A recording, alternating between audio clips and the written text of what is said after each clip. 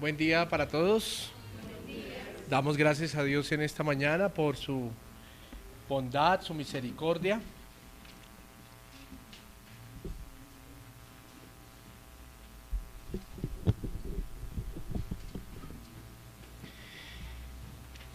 Yo le invito a que abra la escritura en el libro de Hechos.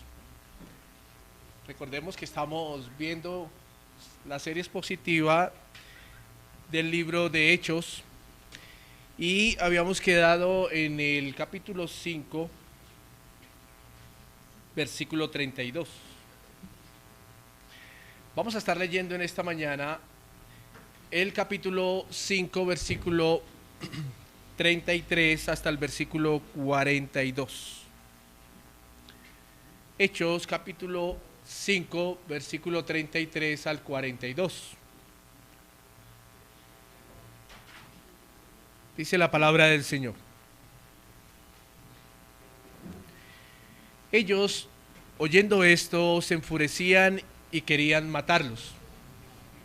Entonces, levantándose en el concilio, un fariseo llamado Gamaliel, doctor de la ley, venerado de todo el pueblo, mandó que sacasen fuera por un momento a los apóstoles. Y luego dijo: varones israelitas, mirad por vosotros lo que vais a hacer respecto a estos hombres. Porque antes de estos días se levantó Teudas, diciendo que era alguien. A este se unió un número como de 400 hombres, pero él fue muerto y todos los que le obedecían fueron dispersados y reducidos a nada. Después de este se levantó Judas el Galileo en los días del censo y llevó en pos de sí a mucho pueblo. Pereció también él y todos los que le obedecían fueron dispersados. Versículo 38. Y ahora os digo: apartaos de estos hombres y dejadlos, porque si este consejo o esta obra es de los hombres, se desvanecerá.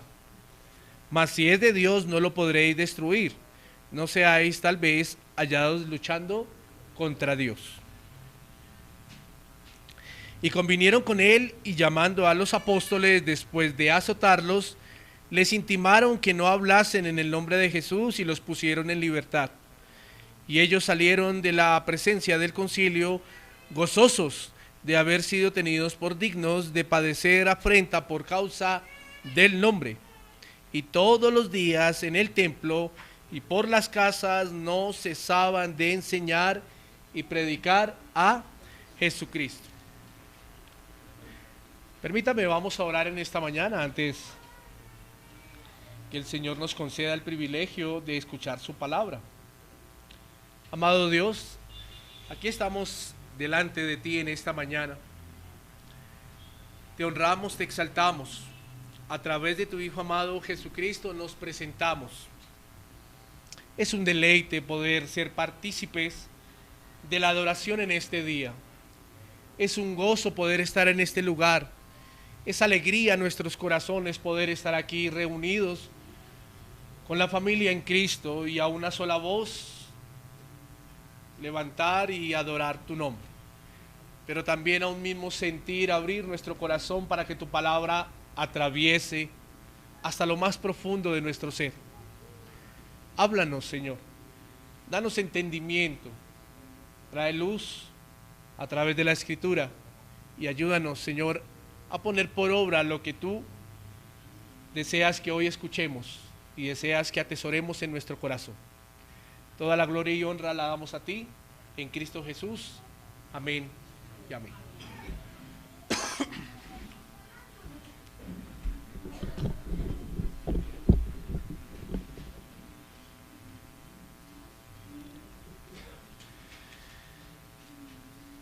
Bueno, hoy retomamos la enseñanza que venimos haciendo sobre el libro de Hechos, la serie expositiva. Y como mencionaba hace un momento, habíamos visto hace unos 20 días el capítulo 5 hasta el versículo 32. Y para entrar en materia y entrar en contexto,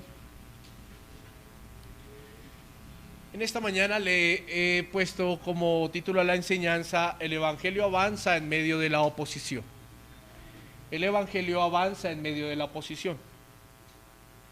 Ahora, las consecuencias de obedecer a Cristo en su mandato, o las consecuencias para los apóstoles de ser testigos de Dios, de Cristo en Jerusalén, trajo a la vida de ellos persecución, reprensión. Y note en lo que acabamos de leer, y si usted y yo retomamos un poco lo que veíamos en los versículos anteriores, notemos que la persecución y las amenazas venían de un grupo que el pueblo de Israel o los judíos tenían por maestros y tenían por doctores de la ley. Y eran aquellos hombres que hacían parte del Sanedrín, ¿cierto? Los sumos sacerdotes. En este caso, y como lo podíamos ver en la enseñanza última que por medio del pastor Dani estuvimos aprendiendo, los saduceos. E incluso él nos explicaba y nos enseñaba un poco sobre quiénes eran los saduceos, la secta de los saduceos y en qué creían. Y para recordar un poco, ellos no creían en la resurrección de los muertos, ¿cierto? Ahora, cuando vemos a Pedro y a Juan y a los apóstoles predicando de nuevo en el pórtico de Salomón, los saduceos y los principales y el sumo sacerdote les toman y envían de nuevo a la cárcel. Eso lo vimos en la última enseñanza, pero quiero retomar otra vez el contexto para que usted y yo podamos comprender un poco lo que vamos a ver en esta mañana. Esta situación ocasionó que el Señor enviara un ángel y lo liberara, dando consejo a los apóstoles, cierto, que habían sido encarcelados, que siguieran enseñando el mensaje de esta vida. Así termina el versículo 32. ¿Y cuál es el mensaje de esta vida? El Evangelio, ¿cierto? Entonces notemos que ellos estaban en la cárcel, el Señor envía un ángel, los saca y les dice: sigan enseñando el mensaje de esta vida. Ellos fueron obedientes y de inmediato siguieron enseñando. Pero,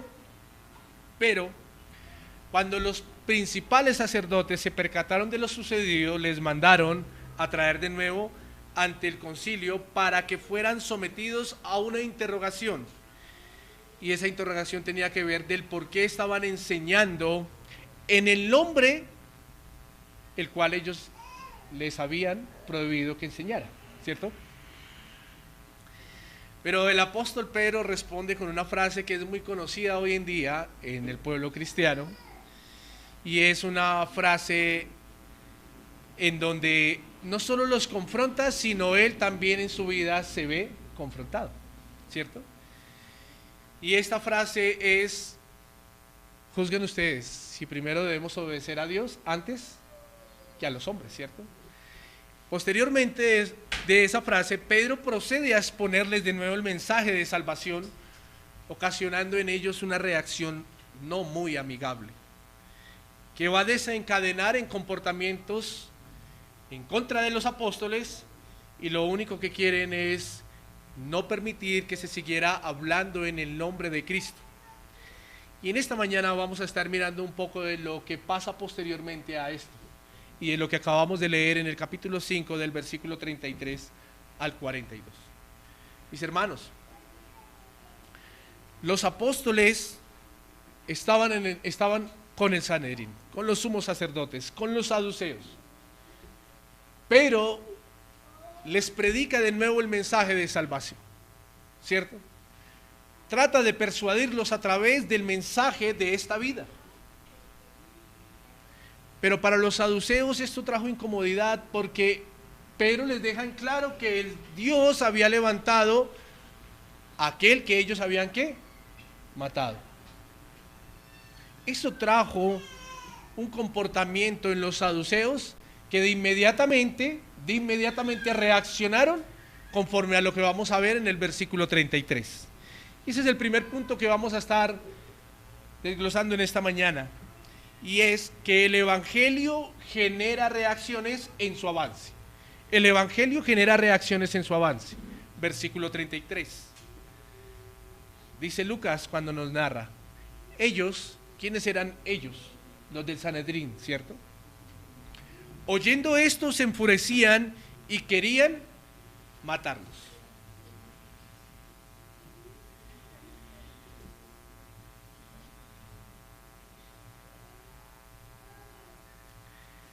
Para retomar de nuevo el por qué los saduceos se enfurecieron, notemos que Pedro viene hablándoles sobre la resurrección de aquel hombre que Dios había permitido que muriera en una cruz, pero que al tercer día levantara de los muertos, ¿cierto?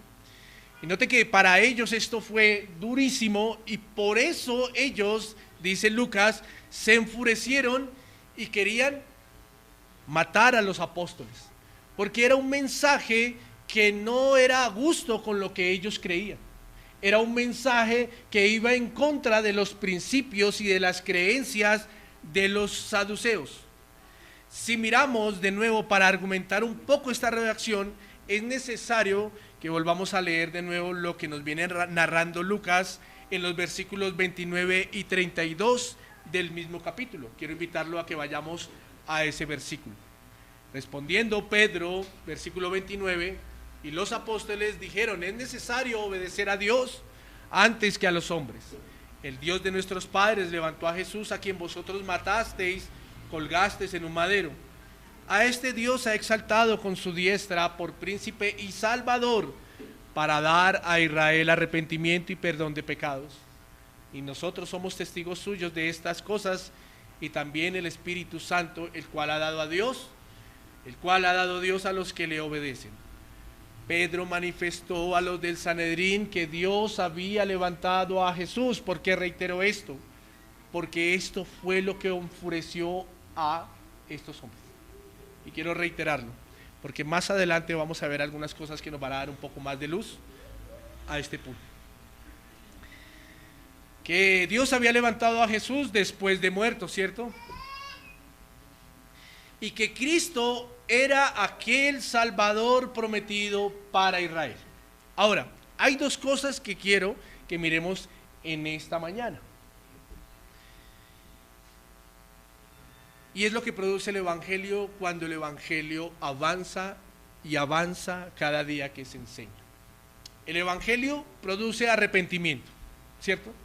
El Evangelio produce arrepentimiento. Es claro y notorio que el Evangelio produce arrepentimiento, pero para sustentar eso, quiero que vayamos un poco atrás, y aún nos va a ayudar en el contexto de lo que vimos en Hechos capítulo 2, versículo 37. Hechos capítulo 2, versículo 37. El Evangelio produce arrepentimiento y produce salvación. ¿Qué dice el versículo 37 de Hechos capítulo 2? Dice: al oír esto se compungieron de corazón y dijeron a Pedro y a los otros apóstoles: varones hermanos, ¿qué haremos? Note que en ese pasaje Pedro predica por primera vez el Evangelio, ¿cierto? El mensaje que Cristo le había encomendado que predicara. Pero note que había unos oyentes, y Lucas nos deja por sentado que estos oyentes, y perdóneme la redundancia, oyeron esto. ¿Qué oyeron? El mensaje. Y note que en el versículo 37 dice: se compungieron de corazón. ¿Qué produce el mensaje de esta vida?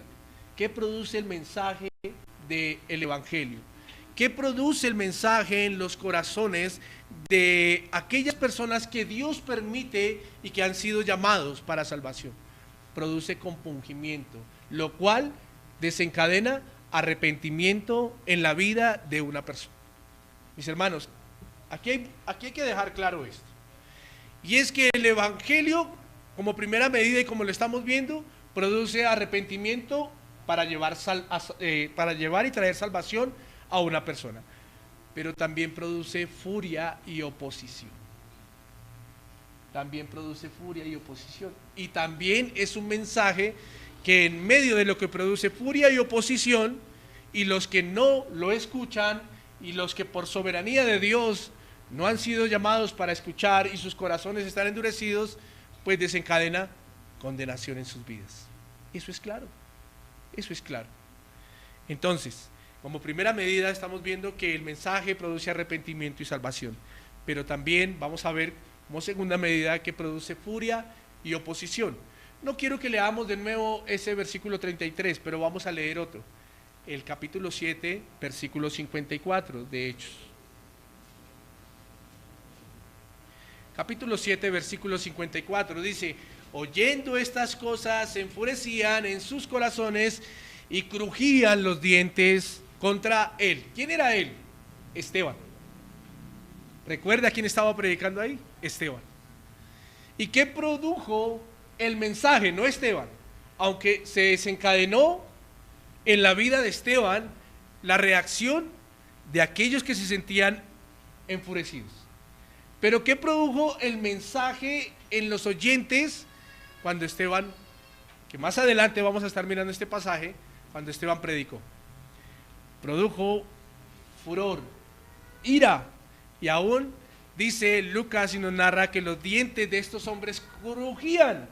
¿Contra quién? Contra Esteban. Mis hermanos, el mensaje del Evangelio debe producir algo en el corazón de un hombre. O arrepentimiento y salvación, o furia, oposición, ira y condenación. Eso es claro. Y en la palabra vemos esto, ¿cierto? Ahora, ¿qué era lo que estaba pasando en el versículo 33 en medio de lo que desencadenó cuando Pedro siguió predicando y quería persuadir a uno de los del Sanedrín con el mensaje del Evangelio? ¿Qué fue lo que produjo? Ira, ¿cierto? Tanto que esa ira, dice Lucas, que estos hombres querían matar ¿a quién? A los apóstoles. Ahora, iglesia,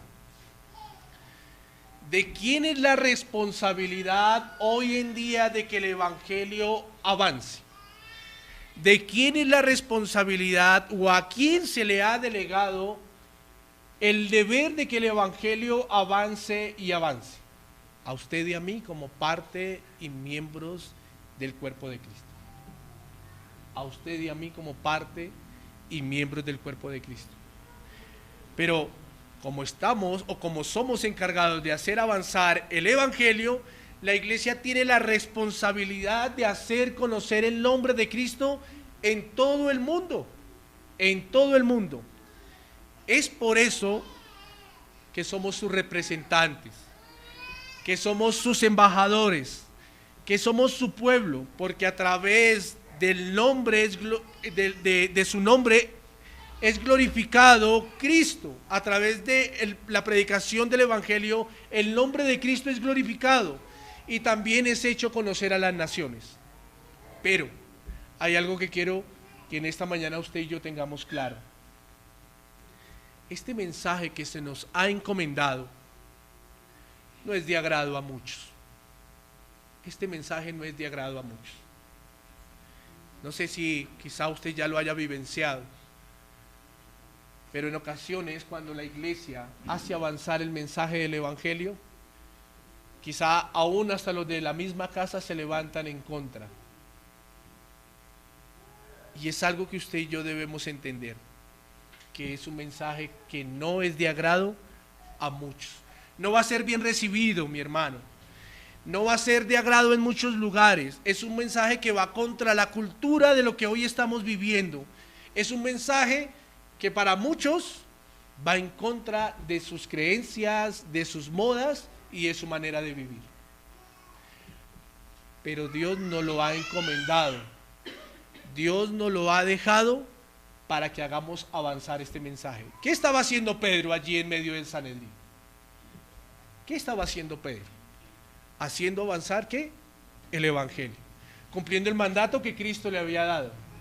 Ahora, la gran pregunta es, Pedro sabía que a estos hombres no les iba a agradar este mensaje, porque si miramos pasajes anteriores, ellos ya habían estado ¿en dónde? En la cárcel, ¿cierto?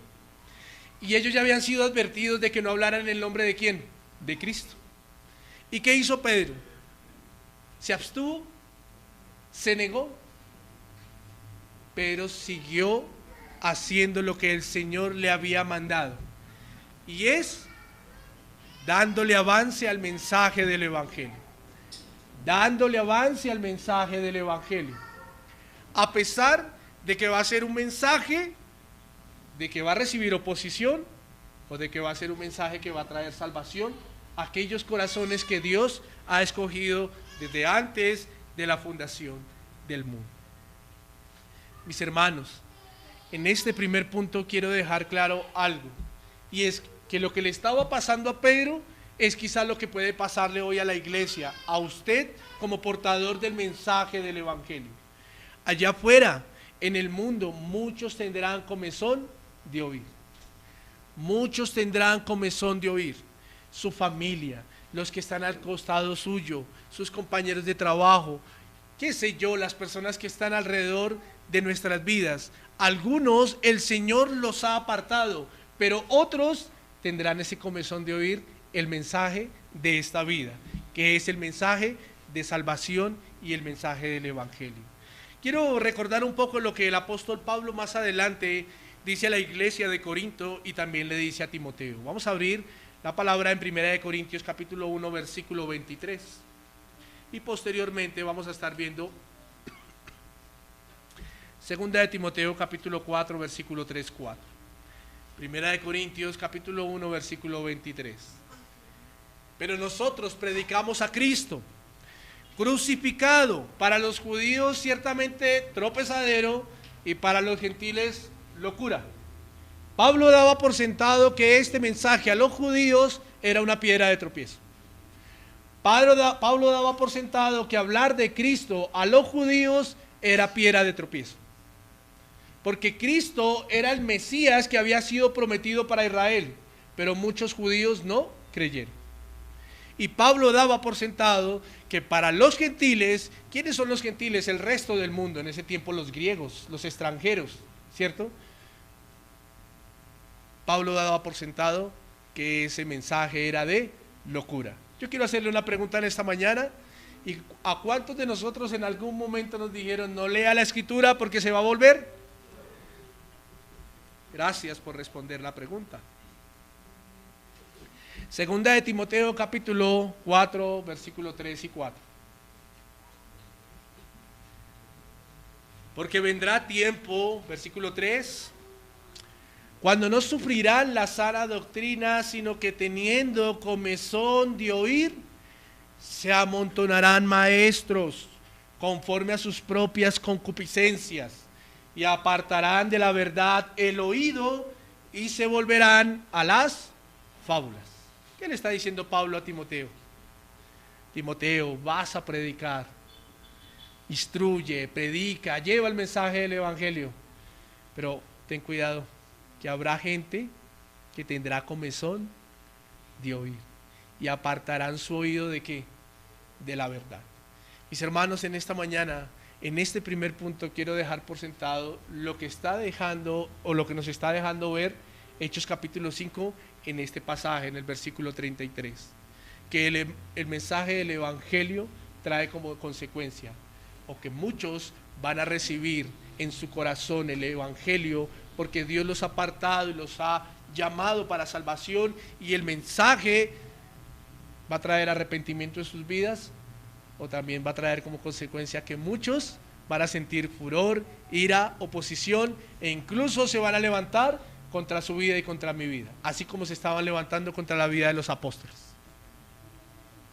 La iglesia tiene que ser valiente en medio de estos tiempos tan difíciles, no fáciles, porque se nos ha encomendado una hermosa tarea, y es dar a conocer el nombre de Cristo. ¿Y por qué damos a conocer el nombre de Cristo, mi hermano? ¿Por qué damos a conocer el nombre de Cristo? Ya dejemos de, o pasemos la hoja, lo voy a decir de esta manera, en donde anteriormente se había enseñado a la iglesia que el mensaje del evangelio es que viniera a Cristo porque Cristo le solucionaba todos los problemas de su vida. Creo que más de uno de los que estamos aquí escuchamos un mensaje así. Y yo hago una pregunta: ¿acaso Pedro le dijo al Sanedrín en respuesta de lo que ellos le preguntaron, le dijo, venga, señores del Sanedrín, señores saduceos, Cristo les va a solucionar el problema que ustedes tienen acá, terrenalmente? ¿Acaso Pedro le manifestó esto a ellos?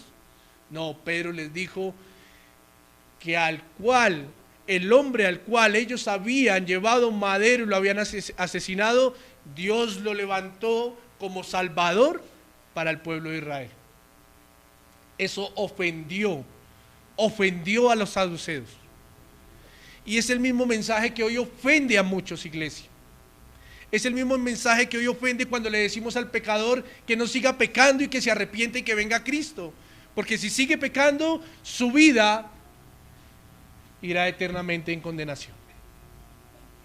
Es el mismo mensaje que ofende a muchos cuando hoy se habla de un amor genuino, no de un amor mentiroso y un amor débil. Es el mismo mensaje que hoy ofende a muchos cuando se les habla de que Cristo vino a salvarles su vida de la ira de Dios, de la condenación eterna, no que Cristo vino a salvarles de la deuda y de los problemas sentimentales que tienen. Es el mismo mensaje, mis hermanos. El mensaje no debe cambiar, pero lo que usted y yo debemos tener en cuenta, y en esta mañana viendo este pasaje y lo que le estaba pasando a los apóstoles o lo que le pasó a los apóstoles allí, es que el mensaje siempre va a ocasionar reacciones. La pregunta es, ¿qué tan fuertes somos nosotros como iglesia para permitir que el mensaje avance verdaderamente y para no escabullirnos o para no sentir miedo dependiendo de la reacción que tengamos al frente cuando prediquemos el Evangelio?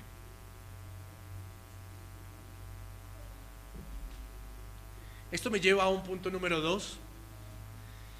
Y ese punto número 2 es que el Evangelio avanza no en nuestra fuerza, sino en ¿qué? En el poder de Dios. El Evangelio avanza no en nuestra fuerza, sino en el poder de Dios. Versículos 34 al 39, vamos a leerlo. Entonces, versículo 34, levantándose en el concilio un fariseo llamado Gamaliel, doctor de la ley, venerado de todo el pueblo, mandó que sacasen fuera por un momento a los apóstoles y luego dijo: varones israelitas, mirad por vosotros, lo que vais a hacer respecto a estos hombres. Porque antes de estos días se levantó Teudas, diciendo que era alguien. A este se unió un número como de 400 hombres, pero él fue muerto y todos los que le obedecían fueron dispersados y reducidos a nada. Después de este se levantó Judas el Galileo en los días del censo y llevó en pos de sí a mucho pueblo. Pereció también él y todos los que le obedecían fueron dispersados. Y ahora os digo, apartados de estos hombres y dejadlos, porque si este consejo o esta obra es de los hombres, se desvanecerá. Mas si es de Dios, no la podéis destruir. No seáis tal vez hallados luchando ¿contra quién?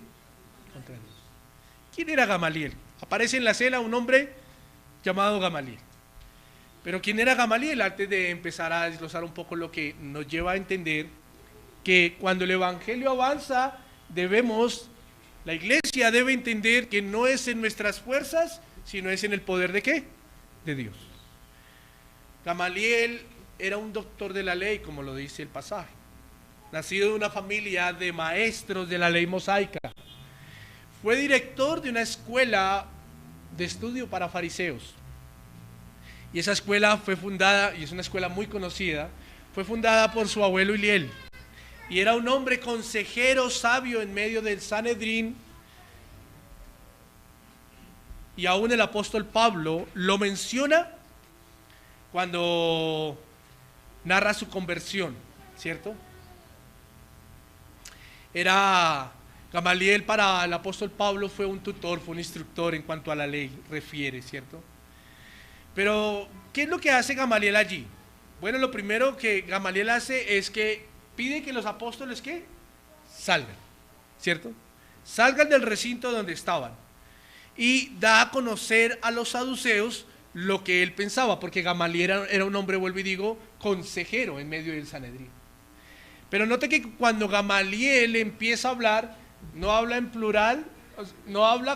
plural él involucrándose, sino habla que ellos tomen la decisión.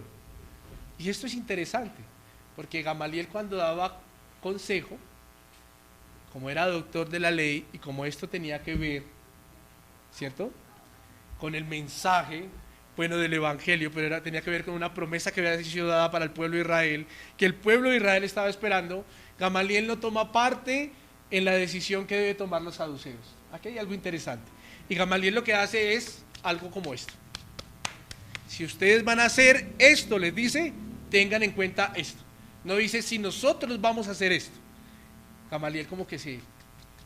¿Por qué? Porque Gamaliel entendía algo de lo que estaba pasando allí en medio de los apóstoles. ¿Qué les dice Gamaliel? Ojo, si ustedes van a tomar una decisión en cuanto a ellos, tengan presente lo que pasó con Teudas. Trae a memoria a dos personajes, Teudas y Judas el Galileo, ¿cierto? ¿Quién fue Teudas? Un líder político que se autoproclamó profeta y que le siguieron aproximadamente, como dice el pasaje, unos 400 hombres, y después de su muerte sus seguidores fueron esparcidos. Esto lo dejo bien claro, sus seguidores fueron esparcidos. ¿Quién fue Judas el Galileo? Un líder que se levantó en contra de Roma por 2 censos, ¿cierto?, que se hicieron en Israel. Ahora, ¿qué produjo o qué ocasionó que se hicieran estos 2 censos? Pues una rebelión del pueblo liderada por Judas el Galileo. ¿Por qué la lideró Judas el Galileo? Porque cuando se hacían censos en Israel, esto generaba que el pueblo pagara más impuestos a Roma, ¿cierto?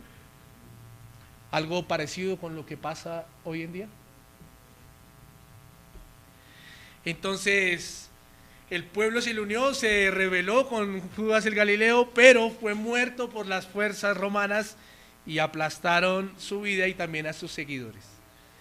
Es importante aclarar estos ejemplos de Teudas y de Judas el Galileo. ¿Por qué? Porque sus motivaciones eran caídas. ¿Me hago entender cuando digo caídas? Sus motivaciones eran de este mundo, no era de algo divino, no era de algo que Dios les había mandado. Lo contrario a lo que estaba pasando con los apóstoles. ¿Qué estaba pasando con los apóstoles? Que las motivaciones de ellos eran ¿qué? Divinas, ordenadas por Dios. Ahora, notemos que en los 2 casos hay cosas en común, tanto en el de Teudas como en el de Judas el Galileo. Sus líderes fueron muertos y sus seguidores fueron esparcidos. Sus líderes fueron muertos y sus seguidores esparcidos, ¿cierto?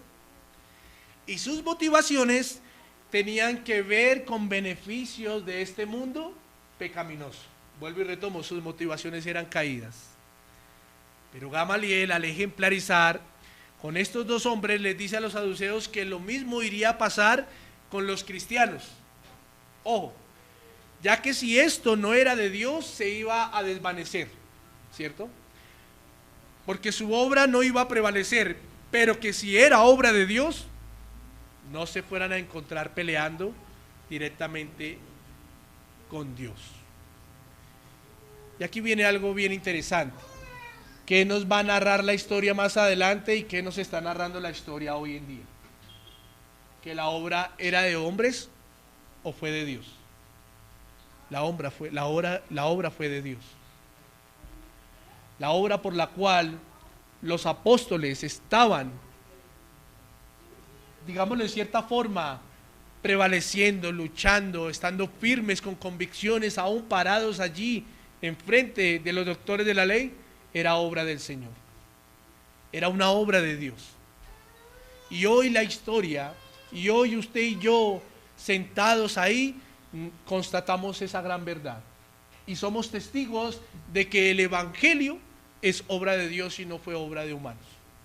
Lo que pasó con Teudas y lo que pasó con Judas el Galileo y lo que ha pasado con muchos hombres que se han querido levantar aún en nombre de Dios cuando Dios no los ha mandado. El evangelio prevalece, el evangelio prevalecerá porque es una obra divina. Mis hermanos, usted y yo como parte de la iglesia debemos entender que el evangelio avanza y para eso Dios ha establecido la iglesia, para que el evangelio avance.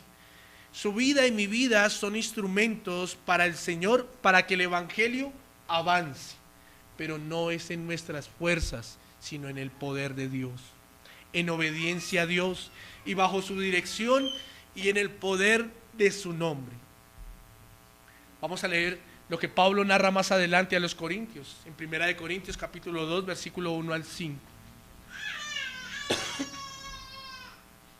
Dice la palabra: así que, hermanos, cuando fui a vosotros para anunciaros el testimonio de Dios, no fui con excelencia de palabras o de sabiduría, pues me propuse no saber entre vosotros cosa alguna, sino a Jesucristo y a este crucificado. Y estuve entre vosotros con debilidad y mucho temor y temblor.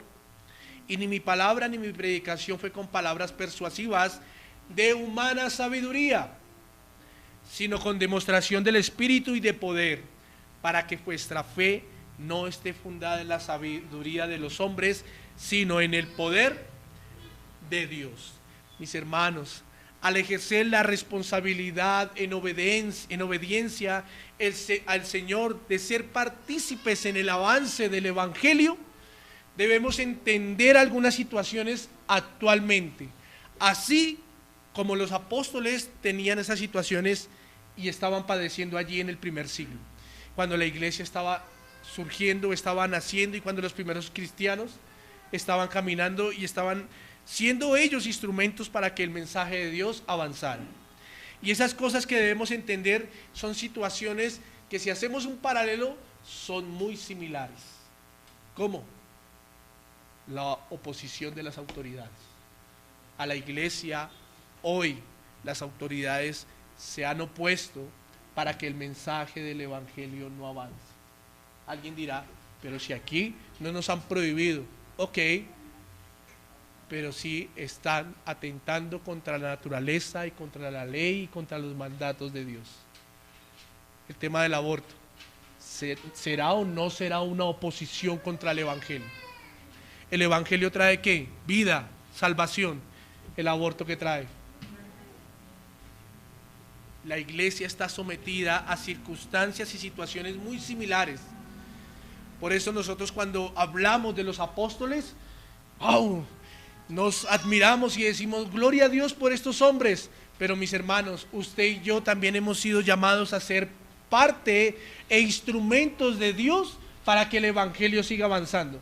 Pero quiero decirle algo: si usted y yo no hacemos que este mensaje de vida avance, mi hermano, como lo venimos viendo en este punto, no es obra de hombres. Dios se valdrá, porque esto es una obra de Dios. Y Dios se valdrá, y si usted y yo no hacemos avanzar el Evangelio como iglesia, como miembros de la iglesia de Cristo, el Señor colocará a otros y hará avanzar el Evangelio. ¿Qué otra circunstancia o situación es muy similar? La opresión del gobierno, en ese caso Roma, ¿cierto? Y Roma, cómo oprimía al pueblo judío en su economía, en su religión y en su vida social. ¿Hay alguna similitud hoy en día con los gobiernos actuales a nivel mundial? ¿Hay alguna similitud? Porque nuestra economía no está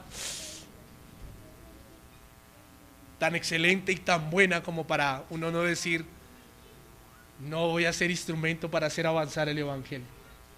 Mis hermanos, las situaciones son similares, y cada día incluso la maldad del hombre va de aumento en aumento. El pecado va aumentando. Bueno, lo digo en cierta manera es porque quizá, voy a decir algo con todo el amor, pero quizá durante muchos años hemos visto mártires, mensajeros, instrumentos del Señor ahondando su vida por este mensaje. Pero quizá hoy la iglesia se ha adormecido un poco y no hemos hecho avanzar el mensaje que da vida, el mensaje que trae salvación,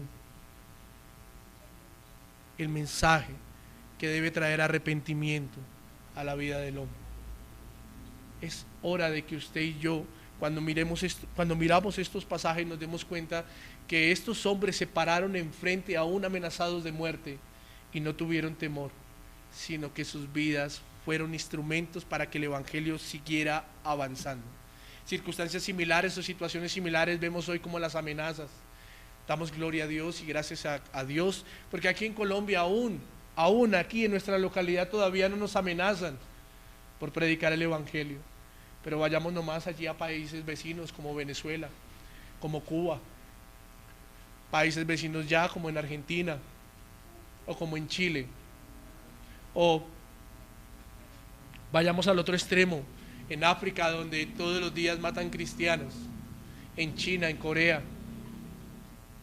Situaciones fáciles, pero nosotros como iglesia, es la gran pregunta, ¿estamos siendo instrumentos a pesar de las amenazas para hacer avanzar el Evangelio?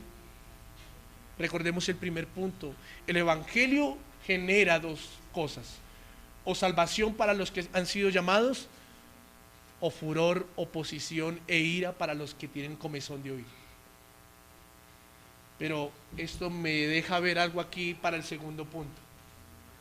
Si el Evangelio avanza es porque es poder de Dios, es porque es soberanía de Dios y es porque Dios ha decidido que el mensaje que da vida debe avanzar. Pero en cuanto humanamente a la iglesia, si la iglesia ha estado adormecida, hemos tenido temor de las situaciones, hemos huido ante las situaciones que son muy similares a las que estaban viviendo los apóstoles allí, parados ante el Sanedrín. Y otra circunstancia o situación muy similar es que en ese tiempo estos hombres no eran partícipes de la adoración a otros dioses. ¿Qué íbamos a encontrar a través de las leyes o a través del gobierno romano para el pueblo judío? Que muchos de los judíos tenían que venerar ¿a quién? Al César. Tenían que honrarlo, aún tenían que adorarlo. Hoy pasa en muchos lugares en donde la iglesia es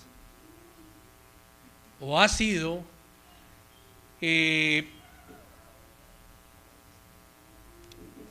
se me fue la palabra, pero digámoslo, ha sido inmiscuida o ha sido secuestrada por el Estado, por el gobierno, donde los mensajes tienen que dar alusión a los gobernantes donde están establecidas estas iglesias. Un ejemplo, en China. Mis hermanos, las situaciones no cambian. El punto es que la iglesia debe entender que el mensaje debe avanzar, que genera reacciones, ya las vimos, pero también la iglesia debe entender que el mensaje que da vida, que trae vida eterna para los corazones que Dios ha predestinado, la iglesia debe entender que cuando hacemos avanzar ese mensaje, no es en nuestras fuerzas, sino es en el poder de Dios. Pablo decía, no hablo en sabiduría humana, sino en el poder ¿de qué? De Dios. Esto me lleva a un punto número 3, antes de pasar a las explicaciones. Y es que en el avance del Evangelio, la iglesia debe sentir el gozo de ser instrumento en el avance del Evangelio. La iglesia debe sentir gozo al ser instrumento en el avance del Evangelio. Versículos 40 al 42. Dice el versículo 40, y convinieron con él, y llamando a los apóstoles después de azotarlos, les intimaron que no hablasen en el nombre de Jesús, y los pusieron en libertad. Y ellos salieron de la presencia del concilio, gozosos de haber sido tenidos por dignos de padecer afrenta por causa del nombre, y todos los días en el templo y por las casas no cesaban de enseñar y predicar a Jesucristo. Mis hermanos,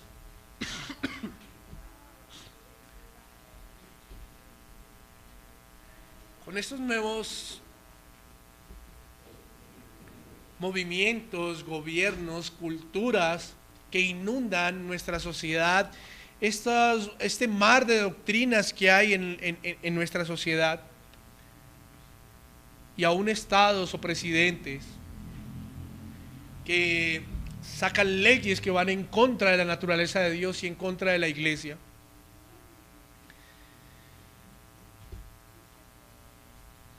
¿Cuál sería la reacción de usted y de mi vida como creyentes? Muchos hoy donde han llegado gobiernos progresistas, y perdóneme que sea tan directo, pero es que voy a ser claro en este tema. Muchos hoy donde han llegado gobiernos progresistas tienen una de dos: o se doblegan al César, bueno, una de tres, voy a meter otra: o se doblegan al César, o siguen siendo instrumentos gozosos en medio de la persecución para que el evangelio avance, o salen huyendo por temor a las cosas que pueda ocasionar un gobierno y los estragos que pueda ocasionar un gobierno tanto en la vida económica, cultural, social y religiosa. ¿Qué haríamos como creyentes? ¿Salir corriendo? Pero si miramos el pasaje, vemos a un Pedro y a unos apóstoles que no salieron corriendo, que fueron verdaderos creyentes, que nos dan un ejemplo de lo que debe hacer un verdadero creyente. Salir corriendo porque la economía se va a poner dura y porque cada día va a ir de aumento en aumento el precio del dólar y la canasta familiar y el alza, y vamos a salir corriendo a otro país donde es peor la situación, pensando que allí vamos a encontrar tranquilidad. Pero ¿qué es tranquilidad cuando la iglesia no fue llamada, el creyente no fue llamado para vivir tranquilamente en este mundo? ¿O acaso queremos recordar un poco lo que el Señor sí prometió a los apóstoles? Que iban a ser perseguidos por causa de su nombre. Eso fue una promesa. Y eso es una promesa para la iglesia. Y el Señor fue reiterativo en eso. Los van a perseguir. Bienaventurados serán cuando os vituperen, ¿cierto? Cuando de las sinagogas los expulsen. Por allá en Juan 15 lo vemos. El Señor fue reiterativo con los apóstoles.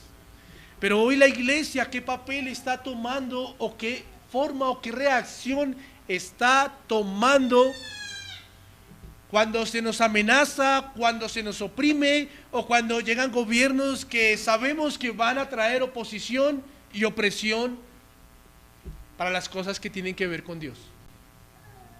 ¿Cuál es la reacción suya y la mía?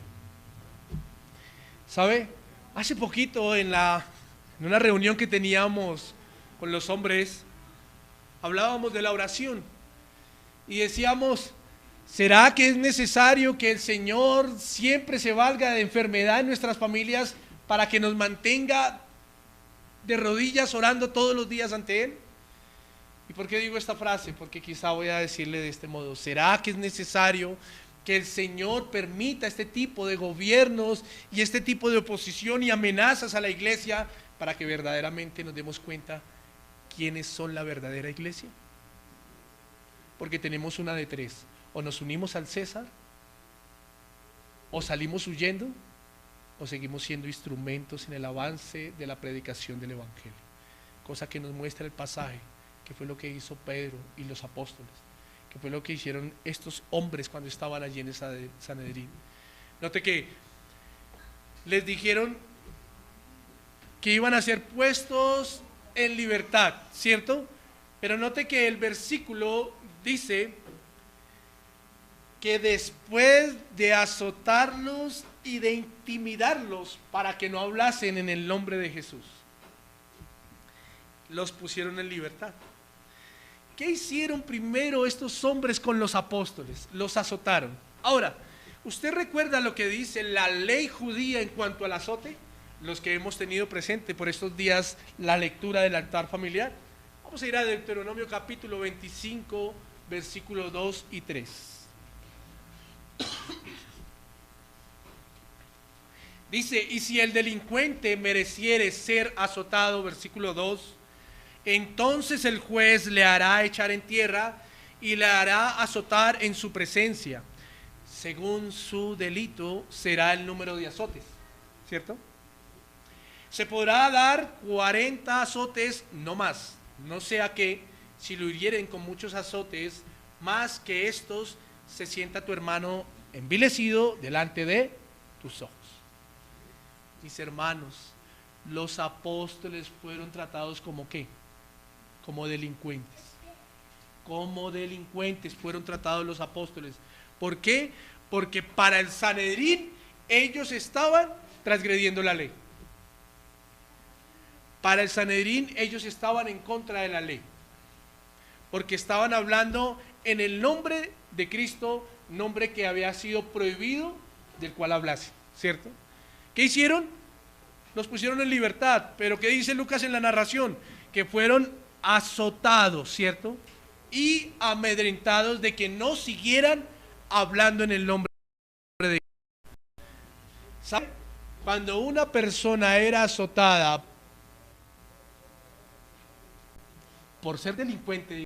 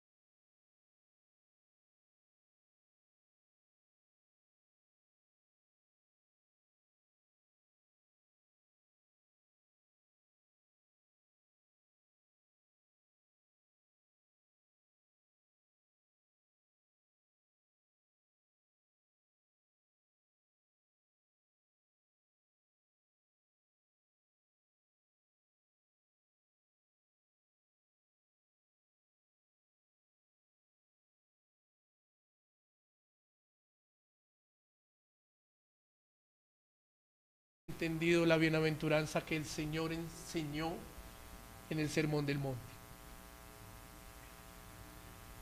Porque cuando nosotros nos gozamos por causa de que somos amenazados, perseguidos, aun cuando nos ponen oposición por causa del nombre de Cristo, hemos entendido que nuestro galardón no está en que mañana vamos a recibir recompensa en esta tierra por hacer avanzar el Evangelio, sino que hemos entendido que nuestro galardón, está arriba. ¿En dónde? En los cielos. En los cielos. Esta mañana en clase colocaba un ejemplo de Esteban.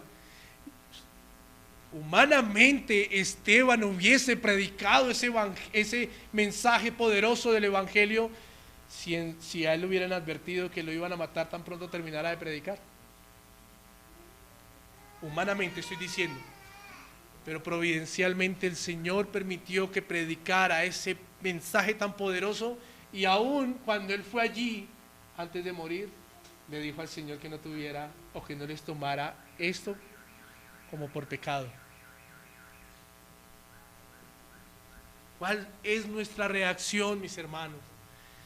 En el avance del Evangelio, usted y yo debemos aprender a sentir gozo, aun cuando en muchos lugares se nos cierren las puertas, aun cuando en muchos lugares quizá no quieran de su amistad ni de la mía. Pero lo que sí debemos entender es que aun cuando abrimos nuestra boca, no sabemos si alguno de los que está ahí, esto creo que ya lo he dicho alguna vez, no sabemos si alguno de los que está escuchando el mensaje ha sido predestinado por el Señor para salvación. Que por causa del mensaje que usted y yo hagamos avanzar en la vida de estos corazones, ellos se arrepientan y vengan a Dios en fe. Este mismo Pedro que padeció esos azotes en este momento, más adelante invitó a otros creyentes a regocijarse por esto. Primera de Pedro capítulo 4, versículos 13 y 14. Sino gozaos por cuanto sois participantes de los padecimientos de Cristo, para que también en la revelación de su gloria os gocéis con alegría. Pedro no les está diciendo para que también cuando vengan bienes materiales, ustedes saquen provecho de esto. Pedro no les dijo eso. Pedro les dijo para que también en la revelación de su gloria se gocen con alegría. Si sois vituperados por el nombre de Cristo, sois bienaventurados, porque el glorioso Espíritu de Dios reposa sobre vosotros. Ciertamente de parte de ellos Él es blasfemado, pero por nosotros debe ser ¿qué? Glorificado. Mis hermanos, vamos a hacer un paralelo aquí rápidamente para entrar a unas aplicaciones muy cortas. Con los hombres que Gamaliel puso sobre la mesa cuando habló con los saduceos. Y ese paralelo es el siguiente. Note que los apóstoles no huyeron, como si lo hicieron los seguidores de ¿quién? De Teudas y de Judas el Galileo. Por eso la obra es del Señor. Porque a pesar de las amenazas, los apóstoles no huyeron. Así que si usted y yo hemos pensado en algún momento huir, porque se vienen no cosas fáciles para la iglesia, meditemos en esto. Mis hermanos, obedecieron a Dios antes que a los hombres.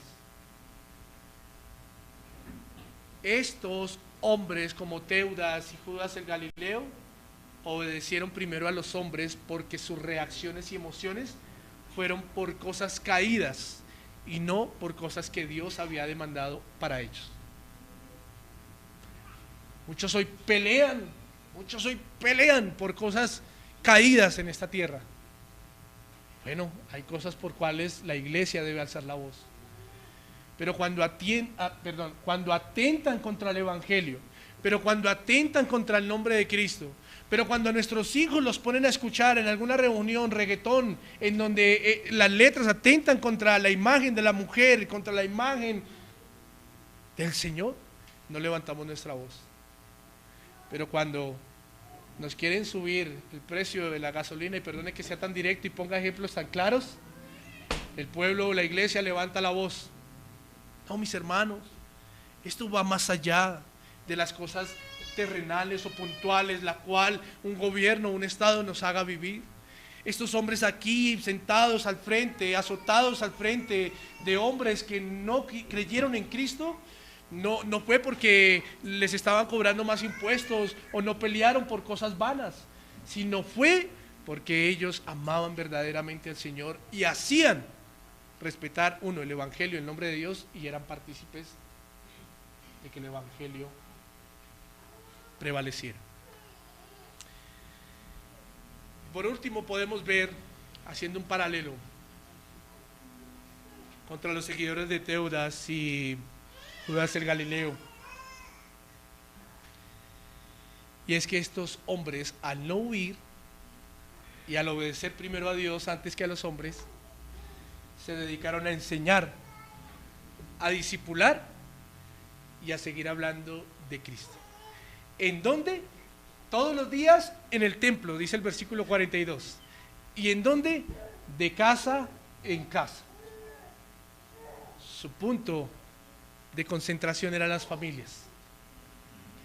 Su punto para ir a llevar el evangelio no solo eran los judíos allí en el templo, en el pórtico de Salomón, sino las familias de casa en casa.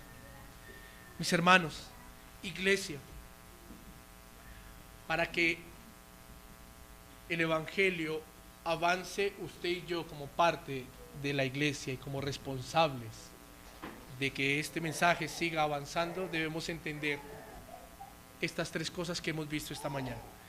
El evangelio produce algo, sea arrepentimiento y salvación, o sea ira y oposición. Pero en ese producir algo, nunca vaya a sentir miedo y ni se vaya a amedrentar pensando que está haciendo las cosas en sus fuerzas. Porque para que el evangelio prevalezca y siga avanzando, usted y yo debemos tener claro que como iglesia somos embajadores, somos pueblo de Dios, somos nación santa, somos escogidos por Dios, pero somos simples instrumentos en la mano de un Dios poderoso que en medio de su soberanía, Él se vale de instrumentos para que su evangelio siga avanzando. Y por último, debemos entender que a pesar de todo lo que se levante alrededor nuestro, alrededor de la iglesia, en este mundo caído, usted y yo vamos a ser vituperados, perseguidos, quizá amenazados, como los apóstoles, hasta amenazados de muerte. Pero si es por causa del evangelio, dijo Pedro, regocíjense. Dijo Lucas en su narración, gócense, porque el galardón no es en esta tierra, el galardón es en los cielos. Y así que si hay alguien aquí que viene por primera vez o que de pronto no ha escuchado el mensaje correctamente del evangelio, yo quiero invitarlo en esta mañana. Quiero dejarle algo claro. Cristo vino a salvar su vida, y vino a salvar mi vida, y vino a salvar la vida de todos a los cuales este mensaje permita llegar. Pero vino a salvarla no de una economía mundial, vino a salvarla no de una situación social y cultural, vino a salvarla no de una circunstancia sentimental o una circunstancia pasajera. No vino a salvarla de eso. Vino a salvarla de la ira venidera de Dios. Vino a salvar su vida de una condenación eterna. Por eso este mensaje, así como lo vimos en el primer punto, debe ser expuesto para que si alguien en esta mañana no ha escuchado el mensaje correctamente, sea llamado a arrepentirse y a venir a Cristo, válgame la redundancia, en arrepentimiento y fe. En arrepentimiento y fe. Por último, quiero dejar unas aplicaciones, y son 4 aplicaciones muy puntuales. La primera, es necesario entender que Dios ha puesto a la iglesia en medio de circunstancias y generaciones que no van a ser admiradores del mensaje del evangelio, y que en medio de los gobiernos y movimientos antibíblicos habrán personas que se levanten en contra de la iglesia. Pero también debemos entender que debemos mirarlos como un campo de oportunidad para seguir persuadiendo a las almas que Dios, en su infinita misericordia, ha predestinado para salvación. Como segunda aplicación, Dios ha hecho un llamado a su vida y a mi vida. Óigame bien, Dios ha hecho un llamado a su vida y a mi vida. Pero no para apartar, como lo veíamos en medio de la enseñanza, nuestros oídos de la verdad, sino lo contrario, para inmiscuirnos con la verdad, para ser partícipes de la verdad. Dios ha hecho un llamado a su vida y a mi vida para que seamos parte de un ejército de valientes. que no huyamos ante las amenazas, ante la oposición, ante la risa, ante la burla, por hablar en el nombre de Cristo, sino que recordemos la promesa que Él mismo nos dio en su palabra. Las puertas del Hades no prevalecerán contra su iglesia. Eso es una promesa que usted y yo debemos. Como tercera es una pregunta: ¿cómo es nuestra reacción ante las circunstancias que agobian a la iglesia en el presente? ¿Cómo es nuestra reacción ante las circunstancias que agobian a la iglesia en el presente? ¿Temes a los hombres? ¿Temes a los gobiernos? ¿Eres un instrumento digno y te regocijas por ser vituperado y perseguido por causa del nombre de Cristo? A modo de pregunta. Y por último, dejar esta aplicación también a modo de pregunta: ¿obedeces a Dios antes que a los hombres? Como iglesia obedecemos a Dios, como creyentes obedecemos a Dios antes que a los hombres. Solo para que meditemos en estas dos últimas aplicaciones, o en las cuatro, pero en estas dos que dejamos como pregunta. Mis hermanos,